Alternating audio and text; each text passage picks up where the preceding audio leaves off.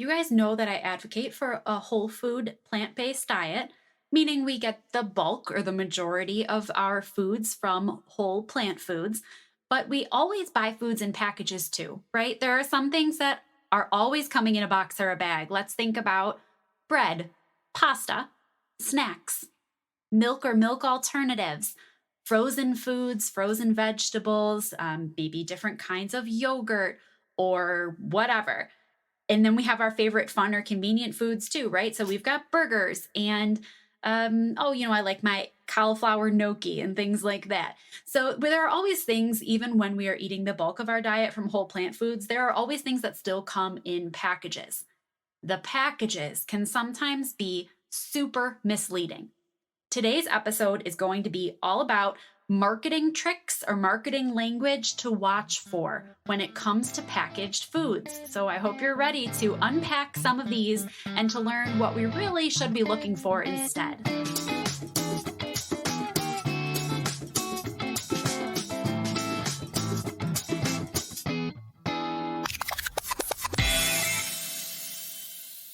Hey there. Welcome to Be Well with Steph, the podcast. The show for women who know that personal wellness can be an actively pursued goal and who are ready to tackle building healthier daily habits with a little bit of good humor, a little bit of grace, and a lot of coffee. I'm Steph Genko, your holistic nutrition coach and your host, and I'm here to help empower you to create and maintain a healthy lifestyle you love, a lifestyle that gives you the strength, energy, and confidence to go after your wildest dreams.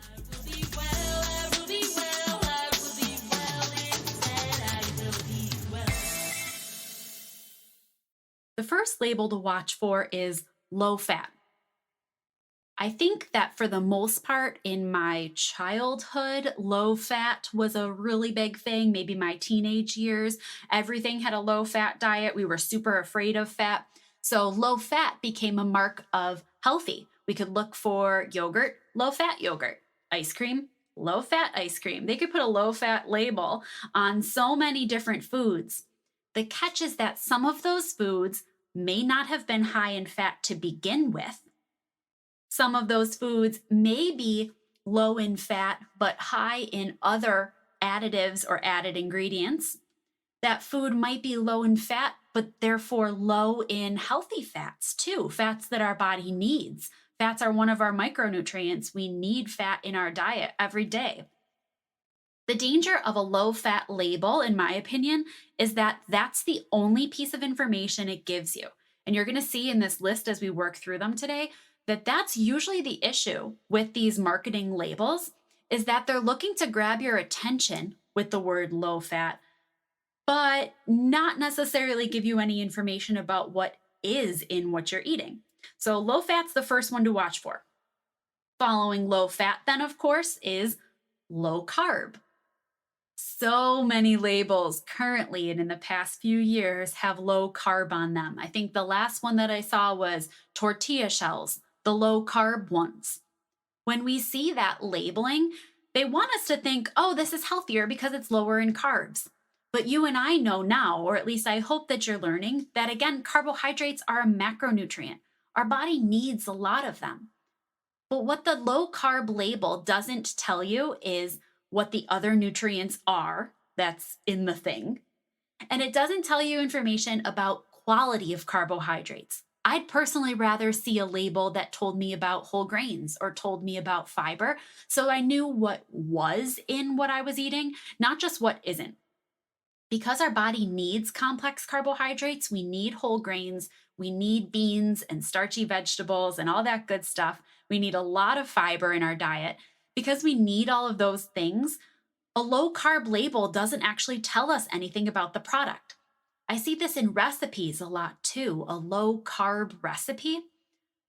I'm always cautious when I see a low carb recipe to say, well, what are they including then? Carbohydrates make up a lot of nutritious foods like our grains, beans, fruits, and vegetables. So if something is low in carb, that's a flag to me because I wonder, what are they using instead of carbohydrates to make up the nutrients in the food? Usually it's something processed or it's really high in fat or oil A lot of times there are cheese and cream cheese type recipes. You ever see, like, the bell peppers with the cream cheese inside? And they say this is a low carb snack. What they're not clarifying is this is a maybe high saturated fat snack, or this is a low fiber snack, or something like that. So we really want to be cautious about what's the intention of this label, this low carb. It might just be to reel us in and make us think it's a health food. The third thing to watch for, piggybacks piggybacks right off of that, and that is the keto label. I think that keto in and of itself is an episode for a different day. But because some people have experienced some weight loss at the beginning of their keto experience, other people, when they see a keto label on a package, may automatically assume that is a health friendly food or a weight conscious food or something like that. In reality, what that keto label means is that this food is low in carbohydrates and high in fat. That's neither good nor bad. That's neither healthy nor unhealthy. It really depends on what are the ingredients in the food.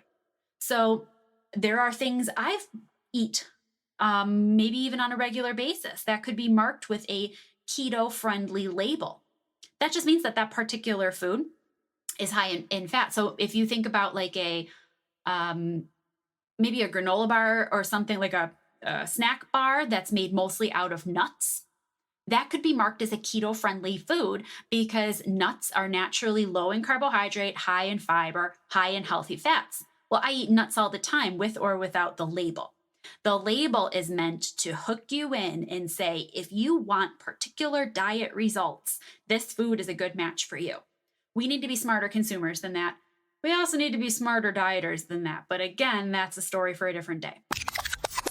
One label that really irks me is the low calorie label. So you can think about low calorie snack packs, or if some bread is advertised as low calorie, or maybe another type of convenience food like a frozen dinner type food marked as low calorie. We've talked before that calories are a measurement for the unit, like a unit of measurement for the energy in food. That's what a calorie is. So when I see a package that is low calorie, that says to me, okay, this food provides less energy than maybe a different meal of similar size. That's again neither healthy nor unhealthy. It's just an amount, it's just a measurement.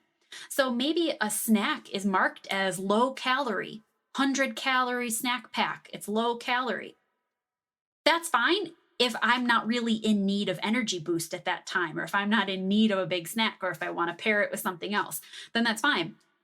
But if I'm looking for my food or my snack to give me mealtime energy, to push me through the afternoon slump, any of those things, I may not want a low calorie food. Your body needs calories. That's where it gets its energy from. So you have to be really careful about what that low calorie label is doing. It's a marketing trick to make you think you're going to consume fewer calories and therefore manage your weight differently. We don't need to care so much about that. What we need to care about is our body getting enough fuel to do what it has to do today and to feel good doing it. Maybe that means the low calorie snack or food fits into that picture. And maybe it means our body needs more calories than that, and we have to be cautious. It also, again, doesn't give us any information about the nutritional quality or the nutrients that are in that food, just that it's low in calories. The fifth thing to watch for is not a low, but a high. Shows up all the time, and that's high protein. I kind of think again that it was tortilla shells that I recently saw this on as marked as high protein. There may be bread that's a high protein bread. Protein, again, is one of our macronutrients. It is really important to the healthy functioning of our body, to building our muscles, to our organ function, all that good stuff. We need protein in our diet. High protein means it has maybe more than its competitor. So if you're looking at 2 loaves of bread and one is marked high protein, the information that that label gives us is that one might have higher protein than the other. That's the extent of that information.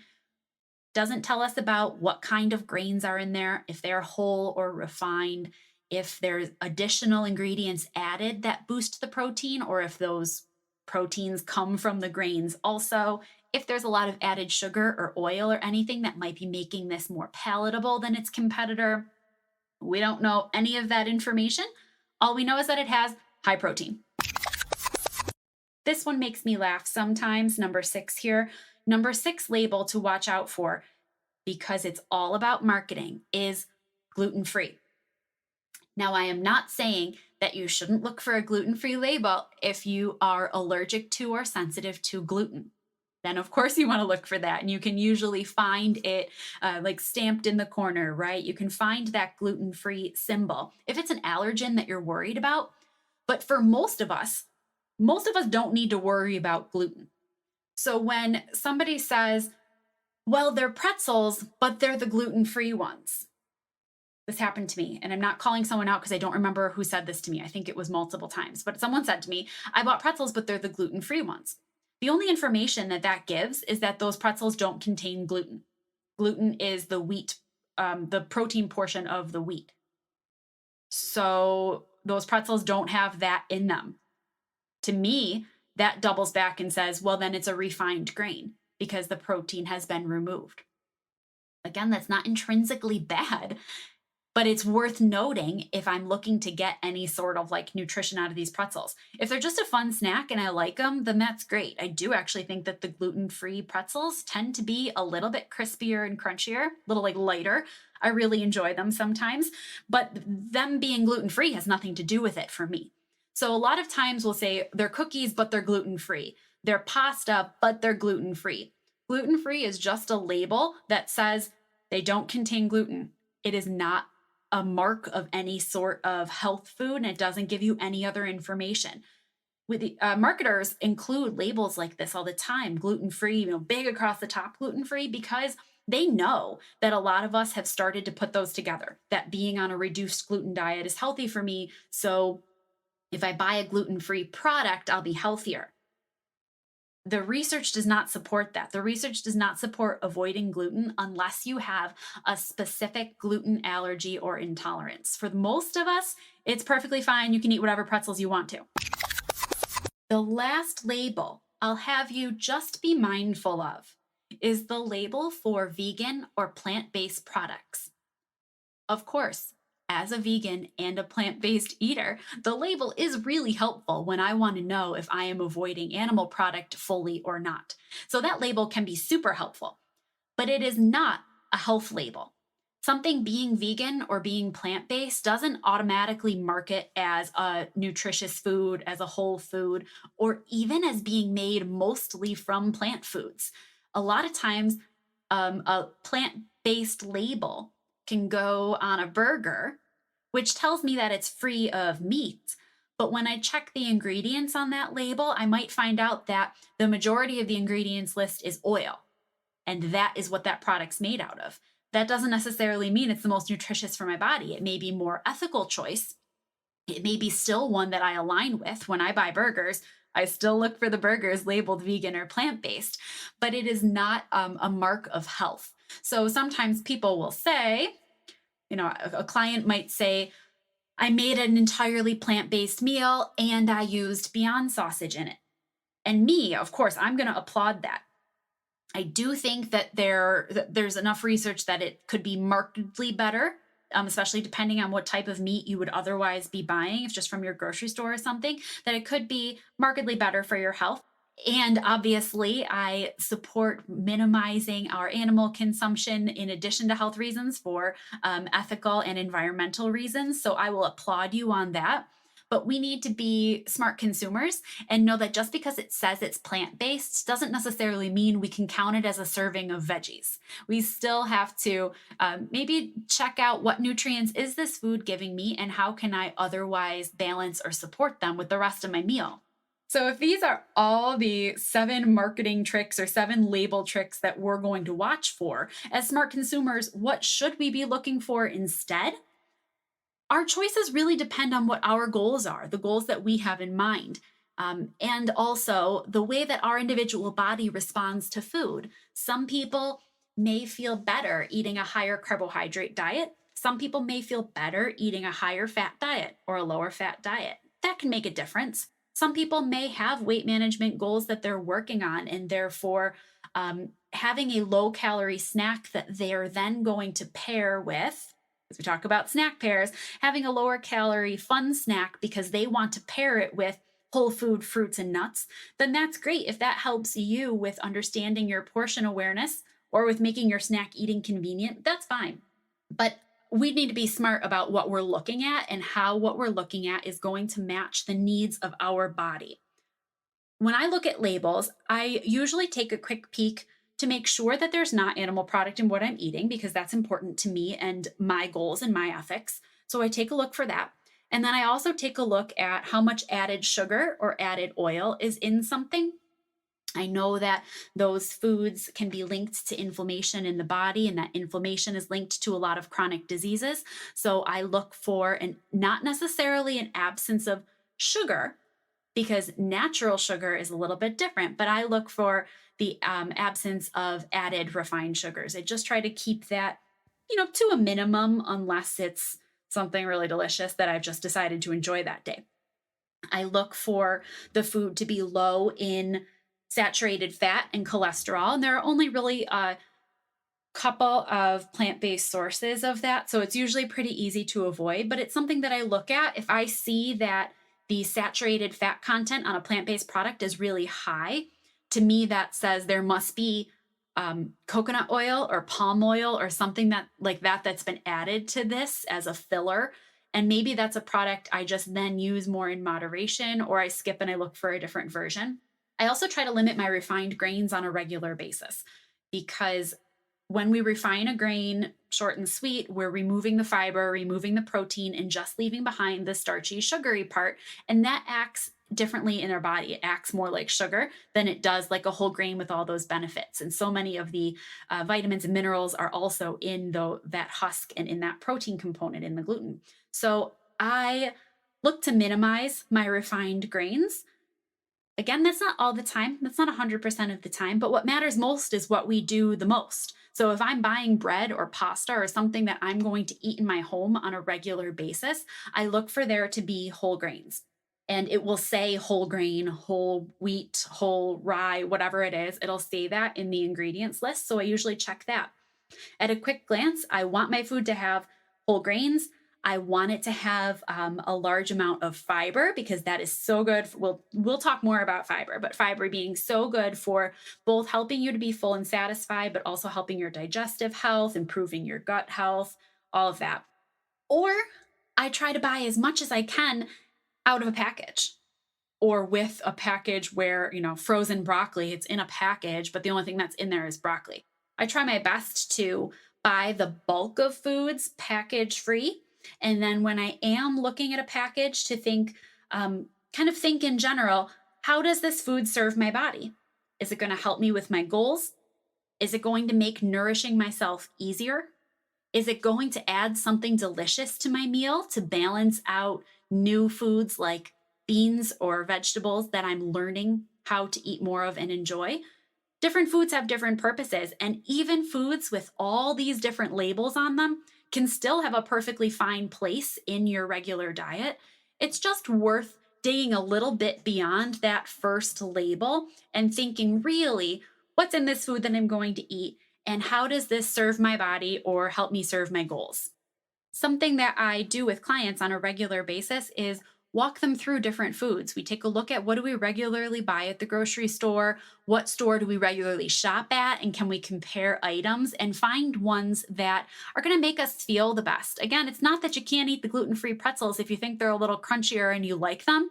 It's that we're looking for foods that are going to give us a rich variety of nutrients and make us feel good in the long run. So if that's ever something that you want help sorting out, making a shopping list, learning about looking at ingredient labels or comparing products in an effort to make you feel good and support your health goals, then totally reach out or book a discovery call at bewellwithsteph.com/work with me.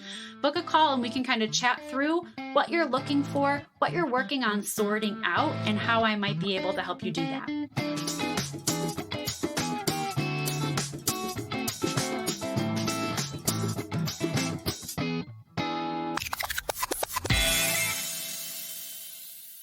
Thank you so much for listening to Be Well with Steph, the podcast. When there are a million things that you could be doing, I appreciate your choosing to hang out here. And I am proud of you for continuing to work on your own wellness journey.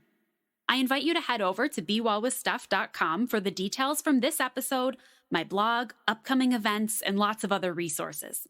If you enjoyed today's show, I'd love to hear from you. I'm Be Well with Steph everywhere you like to hang out on social media, so come on over and say hi. Until next time, my friends, be well.